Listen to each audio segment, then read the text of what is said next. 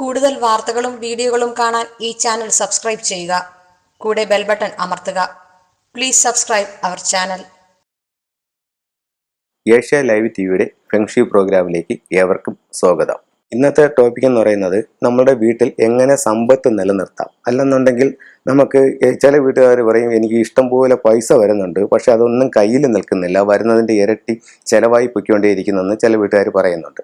അപ്പോഴത്തേക്ക് പൈസ വരുന്നുണ്ട് എങ്കിൽ അത് എങ്ങനെയാണ് നഷ്ടപ്പെട്ടു പോകുന്നത്. അപ്പം ഒരു വീടിൻ്റെ സമ്പത്തിൻ്റെ ദിക്കെന്ന് പറയുന്നത് ആ വീടിൻ്റെ തെക്ക് കിഴക്ക് ഭാഗമാണ് ഫെങ്ഷി പ്രകാരം.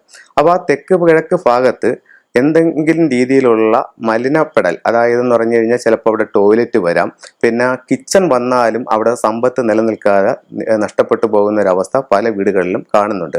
അതേസമയം ഇന്ത്യൻ വാസ്തുപ്രകാരം തെക്ക് കിഴക്ക് എന്ന് പറയുന്ന അഗ്നികോണ് പിന്നെ അടുക്കളയ്ക്ക് ഏറ്റവും ഉത്തമമായ സ്ഥലമാണ്. പക്ഷേ ഞാൻ പല വീടുകൾ പരിശോധിച്ചപ്പോഴത്തേക്കും ഈ ദിക്കിൽ അടുക്കള വന്നിട്ടുള്ള വീടുകളിൽ പൈസ കയ്യിൽ നിൽക്കാതെ പൈസയുടെ അധിക ഉള്ളതായിട്ട് കാണുന്നുണ്ട്. അപ്പോഴേ തെക്ക് കിഴക്ക് ഭാഗത്ത് കിച്ചൺ വരികയോ അവിടെ ടോയ്ലറ്റ് വരികയോ സെപ്റ്റിക് ടാങ്ക് വരികയോ അതല്ലെന്നുണ്ടെങ്കിൽ നമ്മൾ വീട് നിർമ്മിക്കുമ്പോൾ വീടിൻ്റെ തെക്ക് കിഴക്ക് ഭാഗം നഷ്ടപ്പെടുന്ന രീതിയിൽ അവിടെ നിർമ്മിതി പൂർത്തിയാവാതെ വരികയോ ചെയ്തു കഴിഞ്ഞാൽ അവിടെ സാമ്പത്തിക പ്രശ്നം ഉണ്ടാവാനുള്ള സാധ്യത വളരെയേറെ കൂടുതലാണ്. അപ്പം നമ്മൾ ആ പഞ്ചഭൂതങ്ങൾ, അതായത് 5 എലമെന്റ്സ് കൊണ്ടാണ് ഫെങ്ഷി ബാലൻസ് ചെയ്യുന്നത്. ഓരോ ദിക്കിലും ഓരോ എലമെന്റ് ഉണ്ടെന്നുള്ളതാണ് ഫെങ്ഷിയുടെ കണക്ക്. അപ്പോൾ സൗത്ത് ഈസ്റ്റിലെ എലമെന്റ് എന്ന് പറയുന്നത് വുഡ് എലമെന്റ് ആണ്. അപ്പോൾ ഈ വുഡ് എലമെന്റ് അവിടെ വീക്ക് ആകുമ്പോഴാണ് നമുക്ക് അവിടെ സാമ്പത്തിക പ്രശ്നം ഉണ്ടാകുന്നത്. അപ്പോൾ നമുക്ക് അവിടെ വളരെ ചെലവ് കുറഞ്ഞ രീതിയിൽ നമുക്കത് പരിഹരിക്കാൻ പറ്റുന്ന ഒരു കാര്യമാണ്. അപ്പം തെക്ക് കിഴക്ക് ഭാഗത്ത് ലക്കി ബാമ്പു നമ്മൾ കുറച്ച് ഏറെ ചെടികൾ ആ ഭാഗത്ത് വെക്കുകയാണെന്നുണ്ടെങ്കിൽ ഒരു പരിധി വരെ അത് കൺട്രോൾ ചെയ്യാം. പിന്നെ നമ്മൾ ഒരു വീട് പോയി നോക്കിയിട്ട് വീടിൻ്റെ പ്ലാൻ, വീട് ഫേസ് ചെയ്യുന്ന ഡിഗ്രി, ആ വീട് പാല് കാച്ചിയ വർഷം, ഇത് എടുക്കുമ്പോഴത്തേക്ക് ഇതിൻ്റെ ഫ്ലെയിങ് സ്റ്റാർ എന്ന് പറഞ്ഞിട്ട് ഒരു മെത്തേഡ് ഉണ്ട്.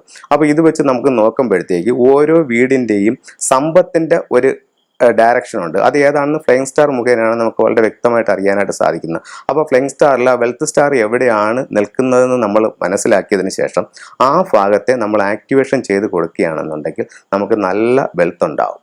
നല്ല വെൽത്ത് ഉണ്ടാവും എന്ന് പറഞ്ഞു കഴിഞ്ഞാൽ നമ്മൾ ഉദ്ദേശിക്കുന്നതിനുപരി സാമ്പത്തികമായിട്ടുള്ള നേട്ടമുണ്ട്. അതായത് ആ കറക്റ്റ് ഭാഗത്തെ നമ്മൾ ഉത്തേജിപ്പിച്ച് കൊടുത്തു കഴിഞ്ഞാൽ ഉറപ്പായിട്ട് നല്ല സാമ്പത്തിക അഭിവൃദ്ധി കിട്ടും. പിന്നെ നമ്മൾ സമ്പത്ത് നേടാനായിട്ട് ഫെങ്ഷിയിൽ ഒരുപാട് ടൂളുകൾ ഉപയോഗിക്കുന്നുണ്ട്. ആ ടൂളുകളൊക്കെയും നല്ലത് തന്നെയാണ്. പക്ഷെ പല ആൾക്കാരും അത് അതിൻ്റെതായ സ്ഥാനങ്ങളിലല്ല വെക്കുന്നത്. ഇപ്പം തന്നെ നമ്മൾ സിംബോളിക്കായിട്ട് ഒരു 3 legged ഫ്രോഗ് എന്ന് പറഞ്ഞൊരു മുക്കാലി തവളയുടെ സ്റ്റാച്ചു പല വീടുകളിലും സ്ഥാപനങ്ങളിലും വെക്കാറുണ്ട്. പല വീടുകളിലും ഞാൻ പോകുമ്പോഴത്തേക്ക് അത് കാണുന്നതെന്ന് പറഞ്ഞു കഴിഞ്ഞാൽ അതിൻ്റെ ഒരു സങ്കല്പം എന്ന് പറഞ്ഞു കഴിഞ്ഞാൽ 3 കാലുള്ളൊരു തവള എല്ലാ സൗഭാഗ്യങ്ങളുമായിട്ട് നമ്മുടെ വീട്ടിലേക്ക് അല്ലെങ്കിൽ നമ്മുടെ സ്ഥാപനത്തിലേക്ക് വന്ന് കയറുന്ന രീതിയിലാണ് അത് വെക്കേണ്ടത്. ഇപ്പോൾ പല വീടുകളിലും അത് അകത്തു നിന്ന് പുറത്തേക്ക് പോകുന്ന രീതിക്കാണ് അതിനെ വെച്ചിരിക്കുന്നത്. അങ്ങനെ വെക്കുകയാണെന്നുണ്ടെങ്കിൽ നമ്മുടെ ഉള്ള സമ്പത്ത് കൂടി പുറത്തേക്ക് പോയി നഷ്ടപ്പെട്ടു പോകുന്ന ഒരു അവസ്ഥയാണ് സംഭവിക്കുന്നത്.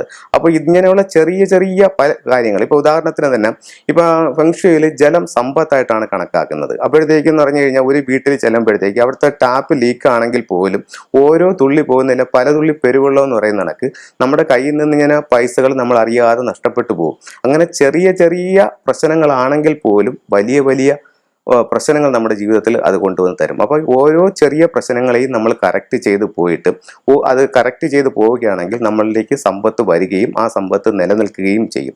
പിന്നെ അത് കഴിഞ്ഞിട്ടെന്ന് പറയുമ്പോഴത്തേക്ക് പല വീടുകളിലും പല തരത്തിലാണ്. ഇപ്പോൾ നമ്മളൊരു വീട്ടിൽ ചെല്ലുമ്പോഴത്തേക്ക് അതിൻ്റെ എല്ലാ വീട്ടിലേക്കും ഒരു എനർജി കടന്നു വരുന്നുണ്ട്. അപ്പോഴത്തേക്ക് കടന്നു വരുമ്പോഴത്തേക്ക് നമ്മൾ ആ ഡോറിന് സമീപത്ത് എന്തുണ്ടോ അതിൻ്റെ ഒരു എനർജിയും കൂടെ അകത്തേക്ക് കൊണ്ടുവരുമെന്നാണ്. ഇപ്പോൾ പല വീടുകളിലും ചെരുപ്പുകൾ, ഷൂ റാക്ക് അതെല്ലാം എൻട്രൻസിന് സമീപത്താണ് വെച്ചിരിക്കുന്നത് നമ്മൾ കണ്ടിട്ടുള്ളത്.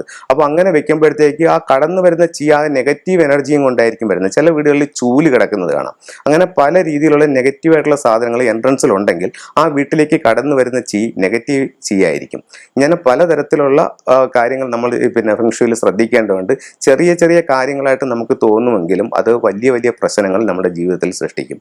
അപ്പോഴത്തേക്ക് അങ്ങനെ നമ്മൾ ഓരോന്നും വളരെ വ്യക്തമായി പരിശോധിച്ച് അത് നല്ലൊരു ഫെങ്ഷി കൺസൾട്ടന്റിനെ വിളിച്ച് തന്നെ കാണിച്ചു കഴിഞ്ഞാൽ നിങ്ങൾക്കത് വളരെയധികം പ്രയോജനം ചെയ്യാൻ പറ്റും. നിങ്ങൾ അതനുസരിച്ച് വീടൊന്ന് ക്രമീകരിച്ച് കഴിയുകയാണെന്നുണ്ടെങ്കിൽ നിങ്ങൾക്ക് ആരോഗ്യം, സാമ്പത്തികം, തൊഴിൽ, വിദ്യാഭ്യാസം, കുടുംബജീവിതം, പേര്, പ്രശസ്തി, അംഗീകാരം എല്ലാം തന്നെ ഫെങ്ഷിയിലൂടെ നമുക്ക് നേടിയെടുക്കാനായിട്ട് സാധിക്കും.